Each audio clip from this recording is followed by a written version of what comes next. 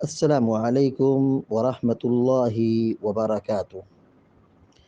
الحمد لله رب العالمين والعاقبة للمتقين والصلاة والسلام على أشرف الأنبياء والمرسلين نبينا محمد وعلى آله وصحبه أجمعين ومن تبعهم بإحسان إلى يوم الدين، أما بعد.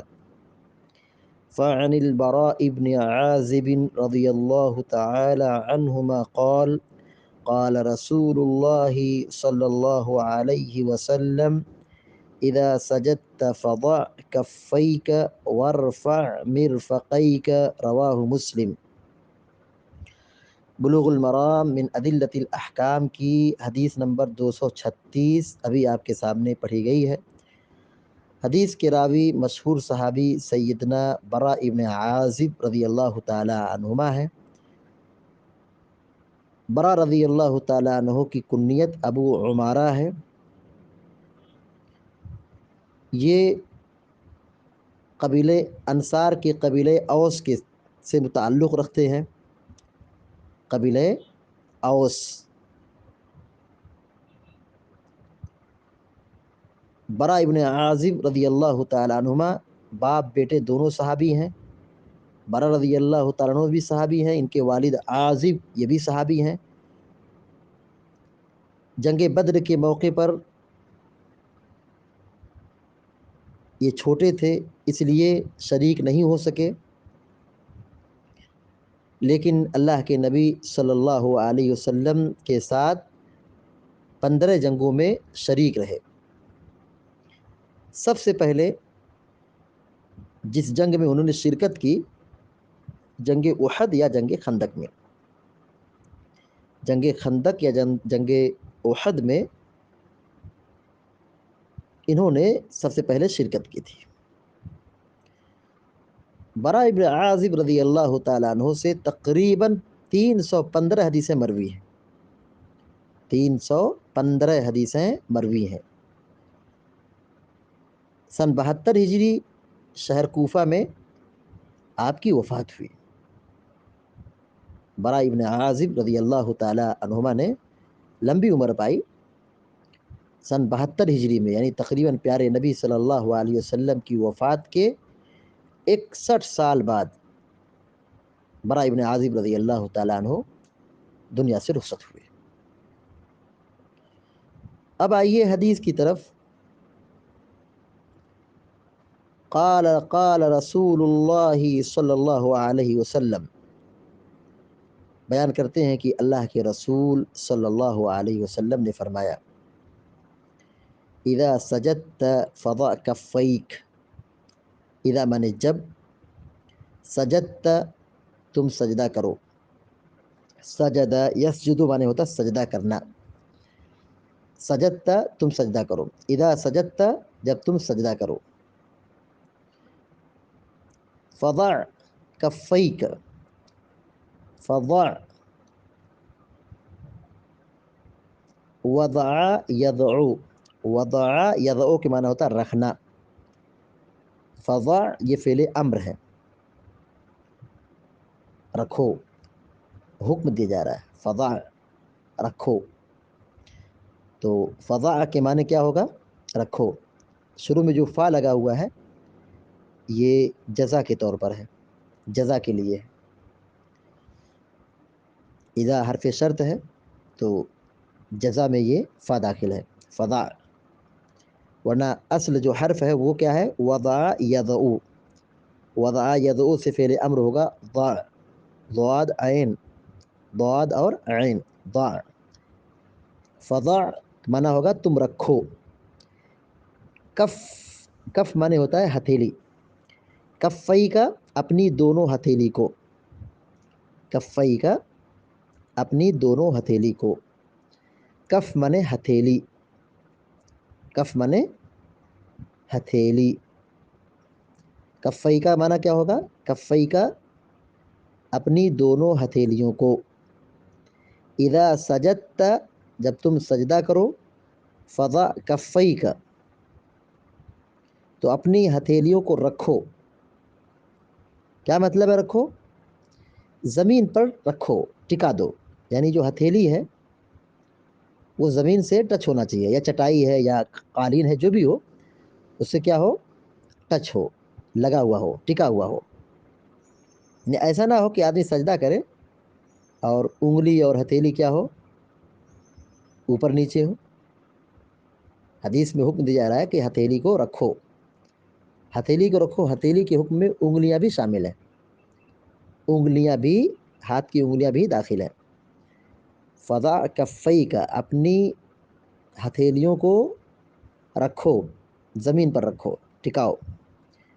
ورفع مرفقیک، ورفع، رفع یرفع سے فعل امر ہے، ورفع بلند کرنا، فعل امر ہے، بلند کرو، اٹھاؤ. ورفع اور اٹھاؤ، بلند رکھو، اوپر رکھو.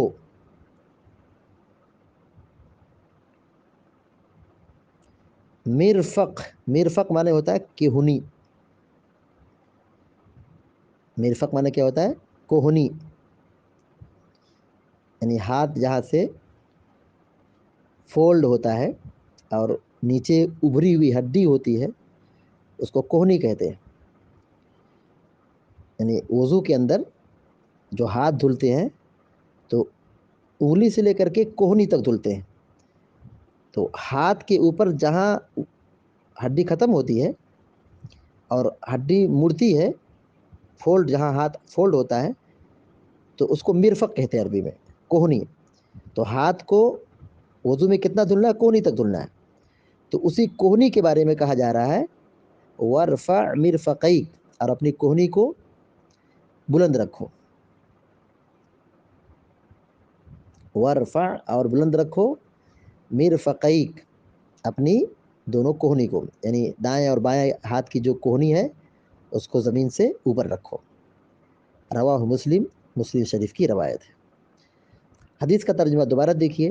وعن البراء بن عازب رضی اللہ تعالی عنہما قال، حضرت برا بن عازب رضی اللہ تعالیٰ عنہما بیان فرماتے ہیں، قال رسول اللہ صلی اللہ علیہ وسلم، کہ اللہ کے رسول صلی اللہ علیہ وسلم نے فرمایا، اذا سجدت فضع کفیک، جب تم سجدہ کرو تو اپنی دونوں ہتھیلیوں کو رکھو، یعنی زمین پر ٹکا دو.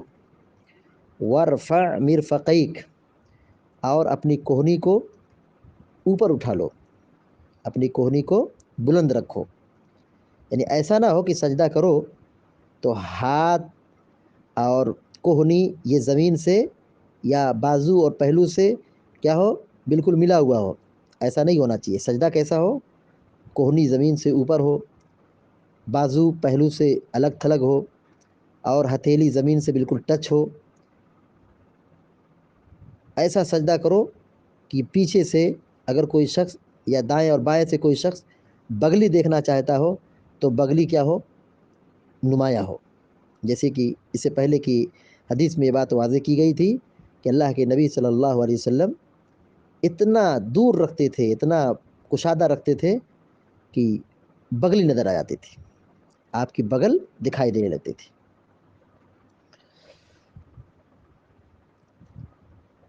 تو گویا کہ اس حدیث میں سجدہ کرتے وقت ہتھیلیوں کو زمین پر رکھنے اور کوہنیوں کو اوپر اٹھانے کا حکم دیا گیا ہے. یہ کیا ہے، حکم ہے. اور اس حکم کے بارے میں علماء اکرام نے یہی کہا ہے کہ یہ وجوب کے درجے میں ہے، یعنی ایسا کرنا کیا ہے، واجب اور ضروری ہے. البتہ بعض فقہا نے اس کو استحباب میں محمول کیا ہے، لیکن بات درست یہی ہے کہ سجدے کے اندر ہاتھ اور ہتھیلی یہ بالکل پہلو اور بازو سے الگ تھلگ ہوں گے، دور ہوں گے، کشادگی ہوگی.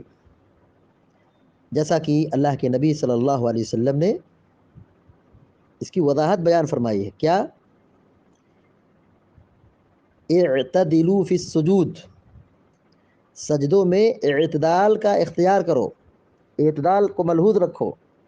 ولا يبسط احدكم ذراعيه انبساط الكلب، اور تم میں کا کوئی شخص اپنے بازوؤں کو کتے کی پھیلانے کی طرح نہ پھیلائے.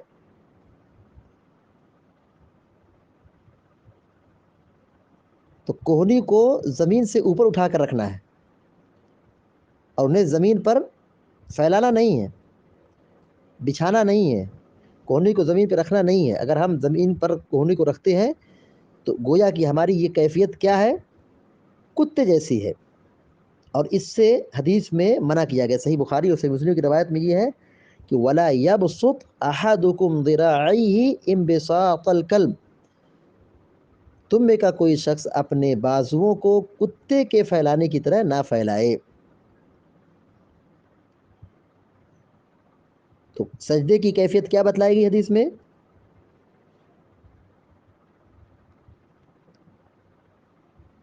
کوہنی کو زمین سے الگ تھلگ رکھنا ہے، اوپر اٹھانا ہے، اور ہتھیلی کہاں ہوگی؟ زمین سے بالکل لگی ہوگی، زمین سے بالکل لگی ہوئی ہوگی۔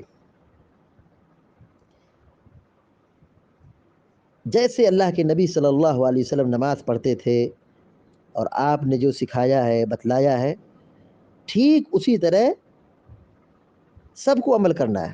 صلو کما رأیتمونی اصلی، صلو کما رأیتمونی اصلی، پیارے نبی صلی اللہ علیہ وسلم نے فرمایا تم اسی طرح نماز پڑھو جیسے تم نے مجھے نماز پڑھتے ہوئے دیکھا ہے۔ یہی حکم مردوں کو بھی ہے اور یہی حکم عورتوں کو بھی ہے۔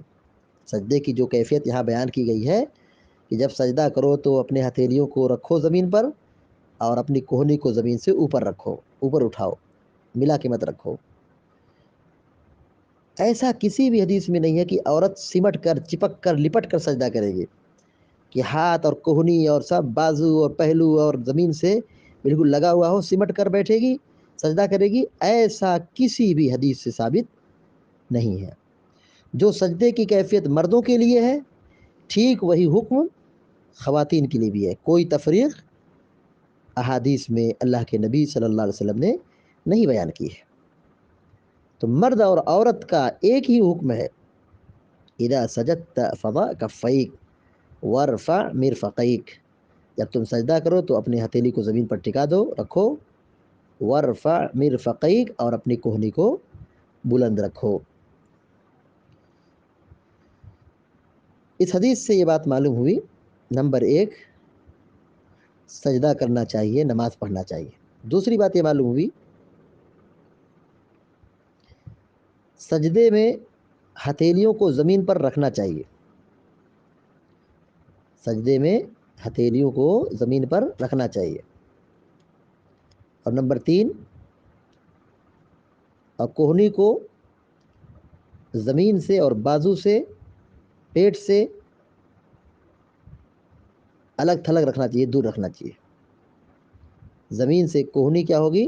الگ تھلگ ہوگی، اوپر ہوگی، کوہنی اوپر ہوگی۔ اللہ تعالیٰ سے دعا ہے کہ اللہ تعالیٰ ہم سب کو، آپ سب کو کہنے اور اس سے زیادہ عمل کرنے کی توفیق عطا فرمائے، آمین یا رب العالمین۔ وصلی اللہ علی نبینا محمد وسلم تسلیما کثیرا۔ السلام علیکم و رحمۃ اللہ وبرکاتہ۔